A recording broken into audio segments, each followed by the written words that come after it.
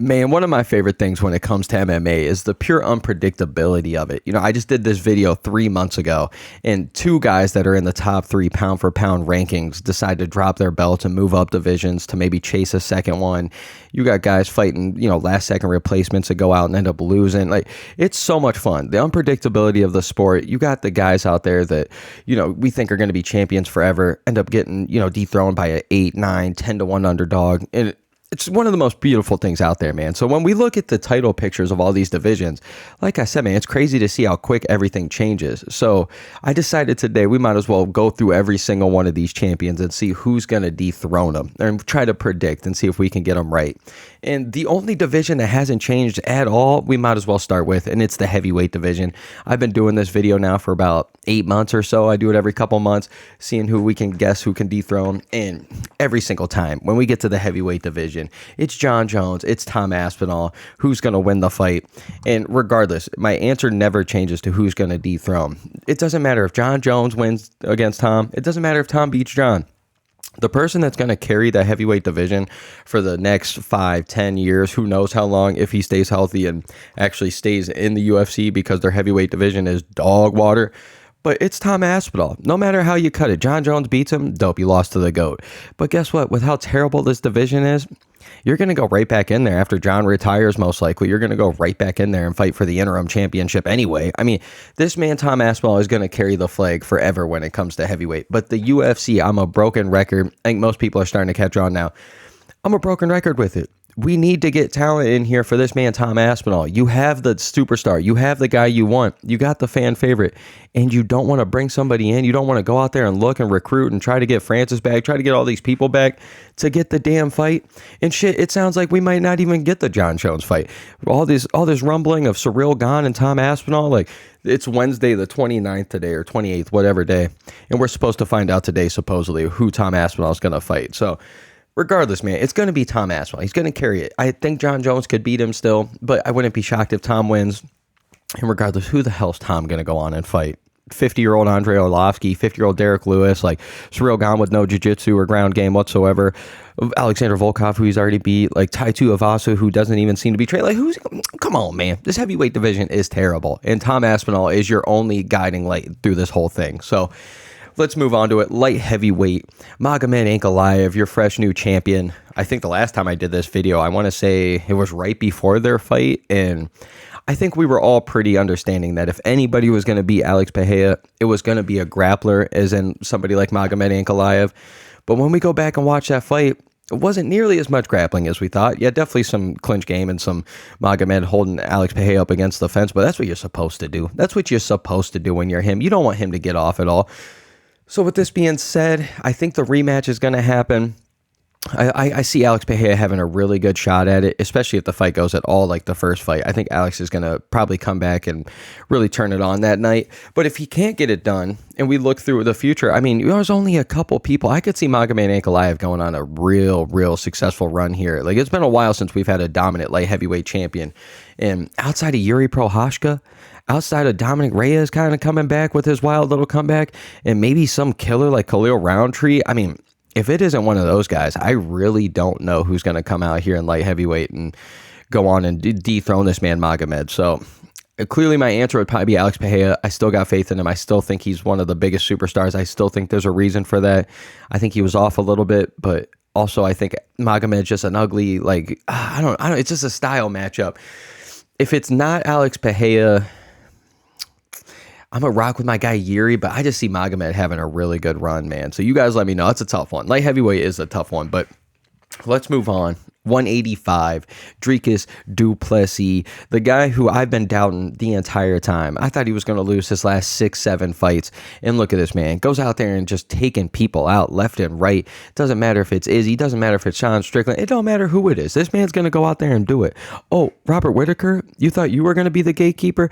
Nah, I'm going to run right through you. Like, it doesn't matter who it is. Dricus Du Plessis is massive. This man's going to get it done, and I'm sick and tired of doubting this man. But with that being said, Hamza Chimaev is about to win this fight. He's going to dethrone him. And if he doesn't, I mean, 185, I still just think Khamzat's going to do it. I think he's a killer. Don't get me wrong. If Khamzat doesn't get him out of there quick, Dricus is going to be a tough night out. And I think Dricus could really, really make this guy look pretty bad, as in Khamzat if it goes to the 4th, 5th. But Khamzat's just too damn good, man. Too damn good. So if it's not him, if it's not Khamzat, Dricus gets by him. I would love to see that Alex Pereira fight, but I don't think it's going to happen if Alex can't beat Magomed. And it most likely would be a 205. I mean, Cal Borrelio's a dog. I mean, my God, 185 is just tough. I think it would probably Nasruddin Imavov. I think Nasruddin Imavov is a killer. I think he's huge. I think he matches the size of Dricus Du Plessis, who I think a lot of people are like underestimating him, thinking he's like a shorter guy. This dude is ginormous. I'm pretty sure there's a video of him and Tom Aspinall next to each other, and Dricus looks just the same height, just same size, everything. Like, dude's ginormous. So it's going to be a big boy. Nasruddin Imavov, I'm telling you, man, after what he did to Izzy and what he's been doing ever since his loss to Strickland, sign me up. I think he's a killer. But Khamzat, Nasruddin Imavov, that's the fight I want. So let's just hope that happens. And let's move on. The most stacked, right now, the most stacked, the most confusing weight division probably of the entire UFC, 170, Della Maddalena.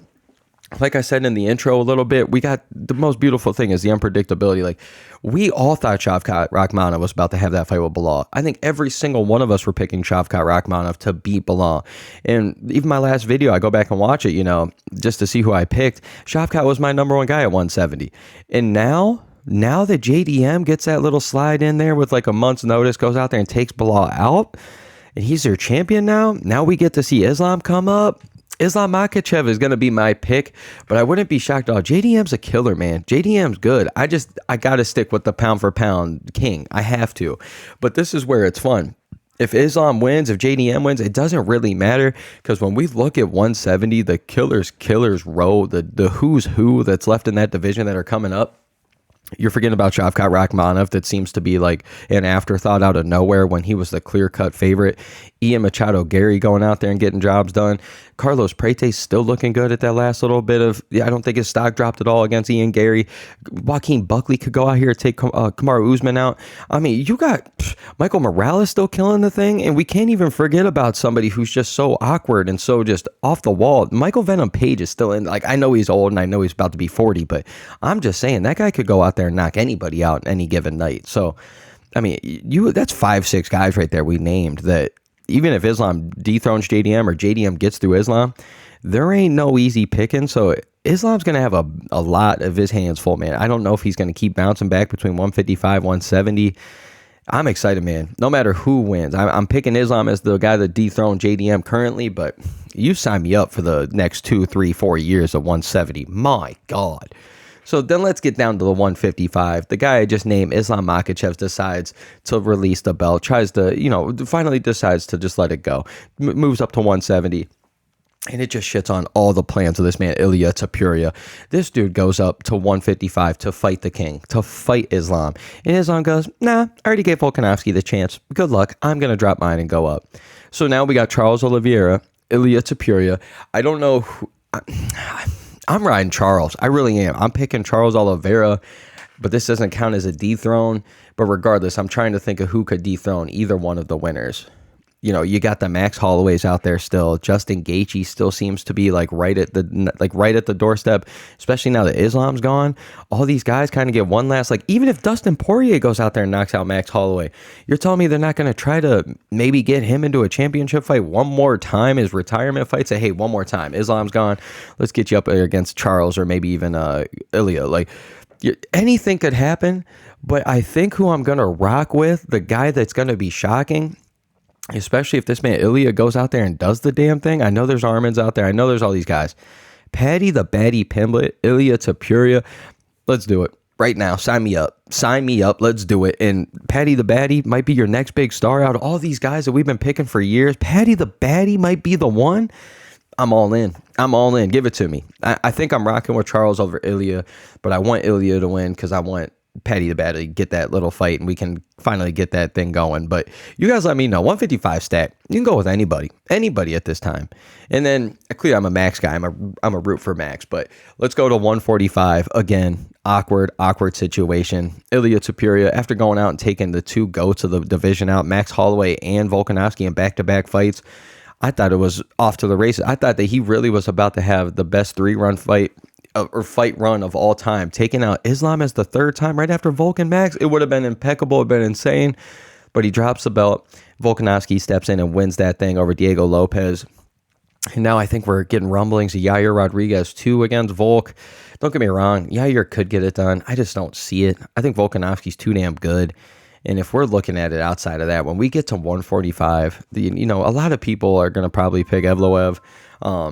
If you're me, dude, I really like the Aljamain Volkanovski matchup. Aljo's got to get a win. Trust me, I know. But I think the only two guys that I'm going to name here, Jan Silva, whatever you want, Gene Silva, whatever you want to call him. I always say Jan Silva.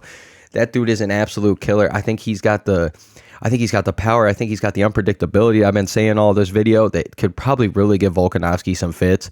But if it's not him and Evloev goes out there and loses to the brand new signee, Aaron Pico, don't be shocked at all. If this man goes out there and takes out Evloev and gets a second fight in the UFC, gets a title shot against Volkanovski, Aaron Pico, don't sleep on the man. Don't sleep on the man. I couldn't be any more... If I'm an Aaron Pico fan, I couldn't be any more happy that this man got to go, grow up into Bellator, grow up against all these other killers who are professional fighters, but at such a young age, he took his L's. He's learned so much. I think this dude's learned a bunch, and I think he's at the top of his game now, and he's still so young. I mean, this is a perfect time if you're Aaron Pico. Go in.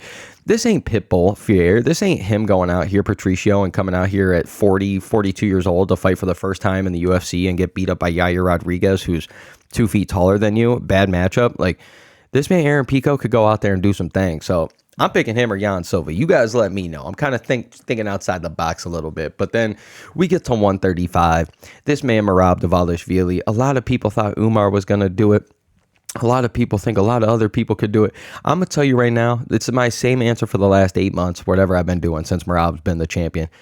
It's going to take a sniper. It's going to take somebody with power. It's going to take somebody with length. And it's going to take somebody that's maybe you've already seen it or is used to it.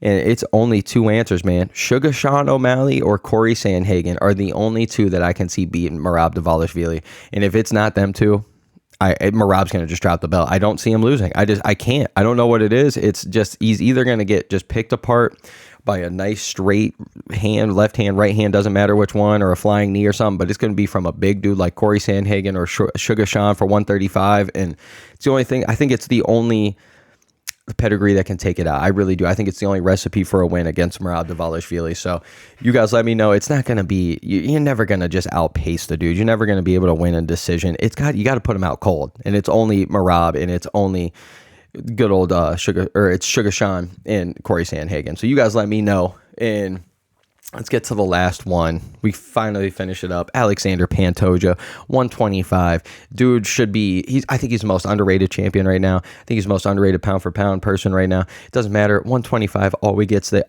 the hate. But there's only probably 2 answers for me. I think there's only 2 more fights for him, and he's going up to 135. If I was Pantoja, this is what I would do probably. I'm giving Kai Kara France a chance that I think is next, if I recall correctly. Giving him the chance. I think Kai Kara France's power could probably get it done, but Pantoja's just too damn good. And if it's not Kai Kara France, and it's this man Manel Kate, but if it's not either one of those, then it's going to be probably just dropping the belt for sure. I don't know. Pantoja's a dog. He should be top 5 pound for pound king right now, but you guys let me know. It's always your boy Steven Moustaris. And let's go, baby. Let's go.